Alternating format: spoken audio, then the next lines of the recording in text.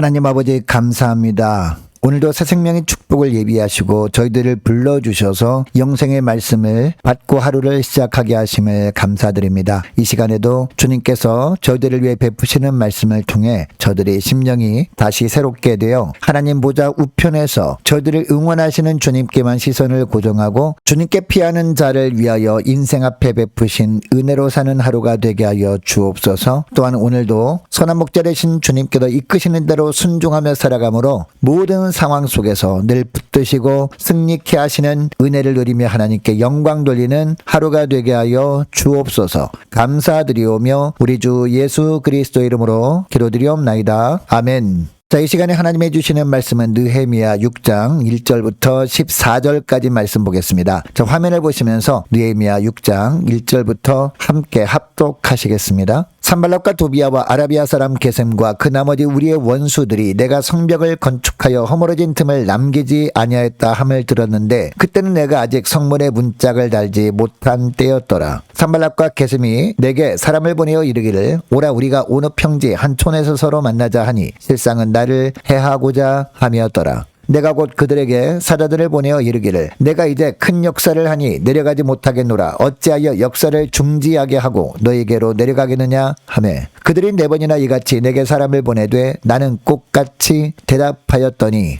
산발랏이 5번째는 그 종자의 손에 봉하지 않은 편지를 들려 내게 보냈는데 그 글에 이르기를 이방 중에도 소문이 있고 가스무도 말하기를 너와 유다 사람들이 모반하려 하여 성벽을 건축한다 하나니 내가 그 말과 같이 왕이 되려 하는도다. 또 내가 선지자를 세워 예루살렘에서 너를 들어 선전하기를 유다에 왕이 있다 하게 하였으니 지금 이 말이 왕에게 들릴지라. 그런즉 너는 이제 오라 함께 의논하자 하였기로 내가 사람을 보내어 그에게 이르기를 내가 말한 바 이런 일은 없는 일이요 내 마음에서 지어낸 것이라 하였나니 이는 그들이 다 우리를 두렵게 하고자 하여 말하기를 그들의 손이 피곤하여 역사를 중지하고 이루지 못하리라 함이라. 이제 내 손을 힘있게 하옵소서 하였노라. 이후에 무헤다벨의 손자 들라야의 아들 스마야가 두문불출하기로 내가 그 집에 가니 그가 이르기를 그들이 너를 죽이려 올 터이니 우리가 하나님의 전으로 가서 외소 안에 머물고 그 문을 닫자 저들이 반드시 밤에 와서 너를 죽이리라 하기로 내가 이르기를 나 같은 자가 어찌 도망하며 나 같은 몸이면 누가 외소에 들어가서 생명을 보존하겠느냐. 나는 들어가지 않겠노라 하고 깨달은즉 그는 하나님께서 보내신 바가 아니라 도비아와 산발랏에게 뇌물을 받고 내게 이런 예언을 함이라. 그들이 뇌물을 준 까닭은 나를 두렵게 하고 이렇게 함으로 범죄하게 하고 악한 말을 지어 나를 비방하려 함이었느니라. 내 하나님이여 도비아와 산발랏과 여선지 노아디아와 그 남은 선지자들 곧 나를 두렵게 하고자 한 자들의 소행을 기억하옵소서 하였노라. 아멘. 여러분 시편 23편 말씀 보면 우리 주님과 우리를 양과 목자로 비유합니다. 양은 오직 목자의 음성만 듣고 이 목자의 인도만 따르는 존재다라는 말씀을 줘. 자, 그런데 목자 대신 음성을 우리가 잘 듣고 따르기 위해서 우리에게 필요한 것이 있습니다. 날마다 영적으로 깨어 있어야 된다는 겁니다. 그래야 영적 귀가 늘 활짝 열려짐으로 말미암아 주님께서 어떤 말씀하셔도 주님의 말씀을 잘 구분하고 그 주님의 말씀대로 우리가 나아갈 수 있기 때문입니다. 자, 그래서 베드로전서 5장 8절 말씀에도 보면 이런 말씀합니다. 근신하라 깨어라 라고 하면서 그 다음에 어떤 말씀하시느냐. 너희 대적 마귀가 우는 사자같이 두루다니며 삼킬 자를 찾나니 이런 말씀을 합니다. 여러분처럼 우리가 늘 영적으로 깨어있어야 되는 이유가 있습니다. 우리가 목자의 음성을 잘 듣고 따라가기 위함이기도 하지만 왜 우리가 영적으로 깨어있어야 되느냐. 영적으로 우리가 늘 깨어있어야 마귀가 미혹해 올 때 이 마귀의 미혹이라는 것을 우리가 잘 간파하고 우리가 반응하지 않을 수 있기 때문이라는 겁니다. 1절부터 보시기 바랍니다. 1절부터 보니까 이제 성전 문짝만 달면 성벽 공사가 완성되는 단계에 도달했습니다. 다 그런데 2절 말씀 보면요. 산발랏 일당이 느헤미야를 제거할 음모를 꾸미고 뭐라고 합니까? 오라. 우리가 어느 평지 한 촌에서 서로 만나자라는 제안을 합니다. 여러분 이때 영적으로 껴있었던 느헤미야가 어떻게 합니까? 그들이 악한 의도를 간파하고 반응하지 않습니다. 그냥 말만 합니다. 어떤 말을 하느냐? 내가 이제 큰 역사를 하는데 어떻게 역사를 중지하게 하고 너에게로 내려가겠느냐라고 합니다. 자, 느헤미야는 하나님이 나에게 맡기신 이 성벽 공사를 집중해야 하니까 갈 수 없다라는 이야기를 했다라는 겁니다. 자, 그럼에도 불구하고 이 산발랏 일당이 어떻게 합니까? 4번이나 똑같이 제안을 합니다. 동일한 제안을 합니다. 자, 그런데 그때마다 사들에 보니까 똑같은 대답을 하면서 반응하지 않습니다. 가지 않습니다. 여러분, 이처럼 이 사단 마귀의 공격은요, 한 번에 끝나지 않습니다. 한 번 거절하면 두 번 하고, 두 번 안 가면 세 번 하고, 계속해서 반복되는 것이 바로 사단의 미혹이구나라는 것을 알게 됩니다. 얼핏 보면 화해하기 위한 초대처럼 보입니다. 지금까지 내가 잘못했다. 우리가 잘 지내보자. 이렇게 하는 것처럼 보입니다. 그러나 그것은 느헤미야를 해치고자 하는 목적이었다는 것을, 느헤미야는 늘 깨어 기도하는 자였기 때문에 간파한 겁니다. 여러분, 오늘날도 사탄은 이처럼 우리의 믿음을 무너뜨리기 위해서 계속해서 집요하게 끈질기게 공격해 옵니다. 특별히 저 오늘 본문에 보니까 당시 지도자였던 느헤미야만 무너뜨리게 되면 이 성벽 공사, 하나님의 맡기신 일이 안 되게 되잖아요. 이것을 위해서 계속 느헤미야를 공격하는 것을 보게 됩니다. 오늘도 마찬가지죠. 오늘날도 가장 먼저 영적 지도자를 계속 공격합니다. 뿐만 아니라 다른 일반 성도들도 계속해서 믿음을 무너뜨리기 위해서 집요하게 공격해 온다는 것을 보여주고 있습니다.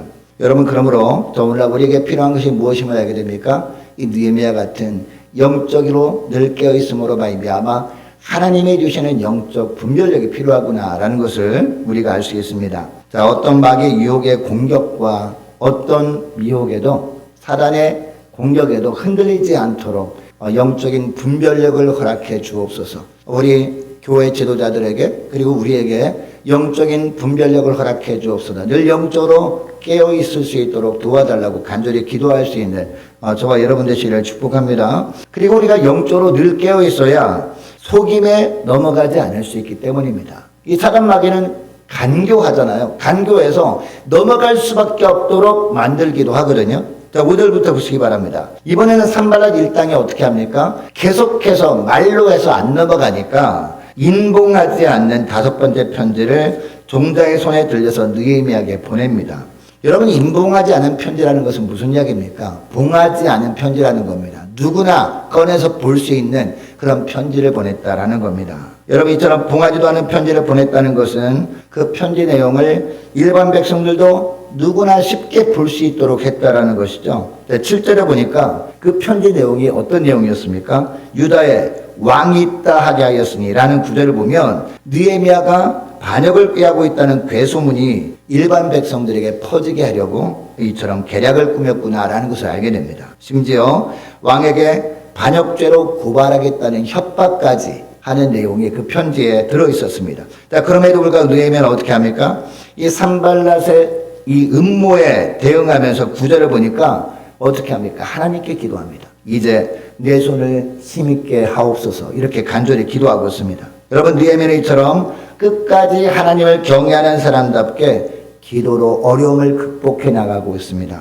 여러분, 오늘도 보면 이 성경 말씀을 애매하게 풀어서 사람들의 마음을 미혹하는 이단의 세력들이 너무나 많습니다. 자, 그리고 너무나 그럴듯하게 우리가 거기에 대응하지 않으면 큰일 나겠다 싶은 내용을 가지고 우리를 미혹하고 우리를 흔들어 놓으려고 할 때가 많다라는 겁니다. 자, 그러므로 우리는 늘 영적으로 깨어 있음으로 말미암아 이런 사단 마귀의 미혹을 단호하게 물리칠 수 있어야 될 줄로 믿습니다. 진실이 아닌 대적들의 속임수에 우리가 흔들리지 않아야 할 줄로 믿습니다. 세상 사람들이 그 어떤 말을 하는, 그럴듯한 말을 하는 그 세상 사람들의 그런 말들보다도 오직 어디에 집중해야 됩니까? 하나님의 말씀에 집중해야 되는 거예요. 그래서 느헤미야도 하나님께 나가 엎드려서 주님의 말씀에만 귀를 기울인 거예요. 그래서 하나님이여 내 손을 힘있게 하옵소서, 이렇게 기도할 수 있었던 겁니다. 여러분, 사단 마귀는요, 목적을 이루기 위해서라면 수단과 방법을 가리지 않습니다. 자, 우리를 넘어뜨리기 위한 이 목적을 이루기 위해서는요, 별의별 방법을 다 동원하는 것이 바로 사단 마귀의 속성이라는 것이죠. 여러분, 이것을 기억하시고 이 사단 마귀가 세상 사람들을 통해서, 사람들이 하는 말을 통해서 우리를 어떻게 하든지 무너뜨리려고 하는 그런 세상 사람들이 반응에 일희일비하지 말고 오직 하나님 앞에 늘 엎드리는 그런 영적으로 깨어있는 저와 여러분 되시기를 축복합니다. 자, 그리고 세 번째로 우리가 영적으로 바르게 늘 깨어있어야 대적들의 함정에 빠지지 않을 수 있기 때문이라는 겁니다. 자, 10절 그리고 12절 13절 말씀 보시기 바랍니다. 모든 계획이 숲으로 돌아가니까 이 대적들의 일당들이 어떻게 합니까? 이 산발락 일당들이 어떻게 합니까? 느헤미야의 측근으로 추측되는 이 제사장 스마야가 있거든요.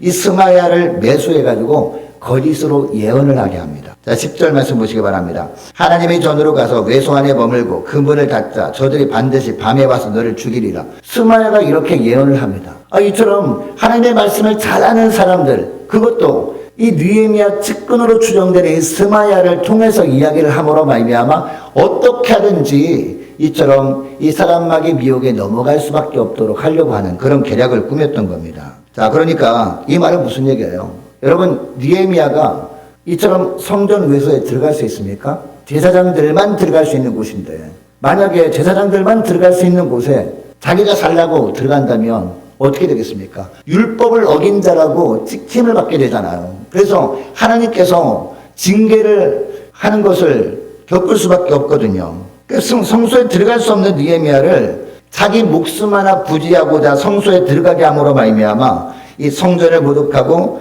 율법을 범했다는 누명을 씌워서 그냥 유대인들에게 돌에 맞게 하기 위한 그런 계략이었던 것이죠. 자, 그리고 11절을 보면 자, 뭐라고 합니까? 느헤미야가 이것을 간파하죠. 영적으로 깨어있다 보니까. 자, 11절 보면 뭐라고 합니까? 나 같은 자가 어찌 도망하며 나 같은 몸이면 누가 외소에 들어가서 생명을 보존하겠느냐. 나는 들어가지 않겠노라 라고 합니다.